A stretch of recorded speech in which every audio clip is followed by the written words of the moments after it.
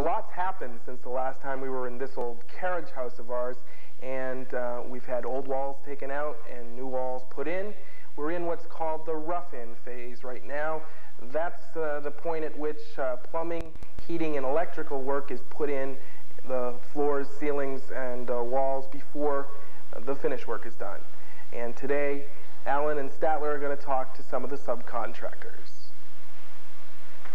With Statler and me is Phil Rosasco, who handles the carpentry on the job. I know you do that, Phil, but I also know you have another function here. What is that? Well, under Statler's direction, I'm also managing the job site. What exactly does that consist of, Phil? Well, at this point, it's coordinating the subs, making sure material's here, keeping the job site clean and safe as the job site can be. Mm-hmm. Is it your function also to make sure that the people are here when they're supposed to be? Yeah, to the best of my abilities, hard coordinating people, though. Don't have a whip? No. Well, Statler, it looks like you have this job well in hand. This might be a good time for you to explain to everybody how you manage a job like this. For many years, I have, as an architect, watched the conventional construction process and realized that there are some problems in that process that we have tried to react and change to. One of them is, a period of time ago, the architect lost the role of being the master builder. And part of what I try to do is to bring that architect back as a master builder, but also to try to give the owner a price system that every item, he knows what the actual and true costs are. So we prepare drawings that we bid out to all of the individual tradesmen and suppliers on this job. The owner will pay those bills directly so that there are no hidden markups or hidden costs on this job. And during construction, what I do is to manage that in a very classic sense of hands-on management of each of these trades and suppliers, scheduling, coordinating, and bringing them together each day and making sure that the job comes out. I have found that this gives a better quality product and often a substantial cost savings to the owner by this process. That sounds like a very clean way of dealing with a customer, Statler. Let's take a look around this place, Phil, and see exactly what has been done. We removed all the clutter from the main vestibule, including the stairs that used to be here. We've also opened up 2 closets and moved the wall back to create a nice large office space. We also eliminated the entire corridor that was here in this large central space, allowing all this light in. All the rooms are now off one main hallway. This is quite a difference from the way it was before. We have found some hidden beams that I think we ought to take a look at. We're going to clean them up and keep them exposed for decorative purposes. We're also using as many of the old doors and frames as we can, because not only are they nice to look at, but they fit within the decorative scheme of the house. Phil, I know you're busy and you've got to get on the job. Thank you very much for being here. See you later. Phil, thank you very much for being a part of this. We have John Gallagher. John, electrician here on the job site. John, as you know, the light fixtures are all at 44 inches of height because somebody in a wheelchair can reach the fixture at that point. Can you show us some of the other adaptations that you're doing on this job? Sure, we have different switches and dimmers that we're using here, and we can show you a different selection of them. This is the first switch we're using on this job site. The advantages of this switch is that you can use it for many locations. You're not limited in use. You can use it whether switching from one location or for more than one location. The value of this switch is that you don't have to have manual dexterity to use this. Just by pushing it with your hand, closed fist, on or off, you can do this here or with a push stick. Our second switch that we have is just a basic switch that you find in many homes. What this doesn't have as a benefit compared to the last one is that you actually have to push it up, which you can see is kind of difficult sometimes, or down. You wouldn't be able to necessarily use a push stick with this one.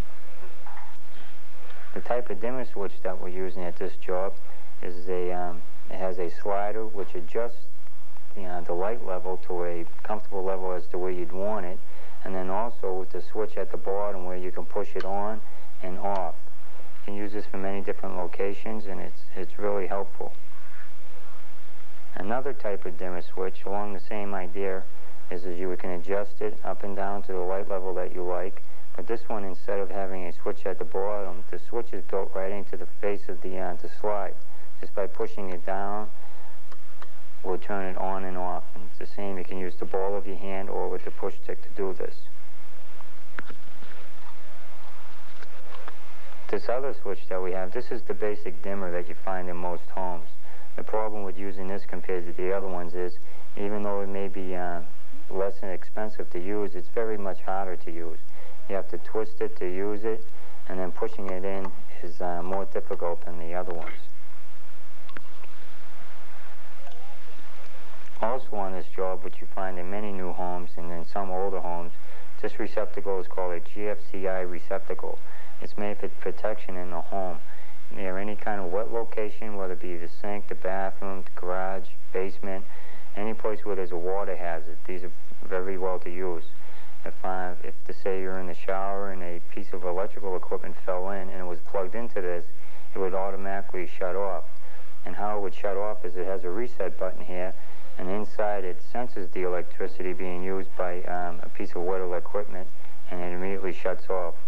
These are also good to have and to be tested once a month. By just pushing the test button, this here will pop off, and then you reset it knowing that it's still in use. If it doesn't reset, or when you push the test button, if it doesn't pop out, you know it's time to have this piece of equipment replaced. Also being used on this job is a product by Newtone. It's an intercom system. It the unit that we have here is a portable unit. You can see with the cord and the cord end here, it can be plugged into any fixed location that was pre-wired in the home. The reason why this is good is you can take the unit to where it's needed or be readily moved. Also with this job we have fixed units will look pretty much like this, only it doesn't have the cord. These here have many features. It has a push to talk button, which is right here. It has a talk lock button and a door push on button. What happens with the door button is when someone visits the home and rings the doorbell, it rings throughout all the units that are plugged in, whether fixed or portable. And by pushing the door button here, you can answer the door from any location. Also with the talk lock button, by pushing it in, that room that this unit would be in would be monitored throughout the rest of the house. The intercom is not only for communications, it's also a safety device.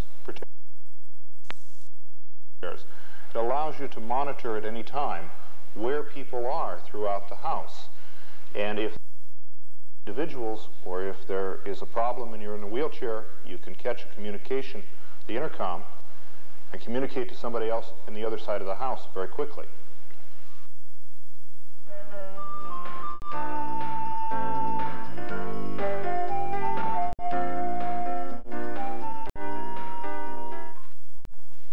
Well, work is progressing rapidly on this old carriage house of ours. The plasterers have been in and the wallboard is up. As you can see, it's beginning to take shape. Phil Rosasco has done some finish work like the door frames and baseboards. We're now ready for the shower installation and the bathroom plumbing. Alan and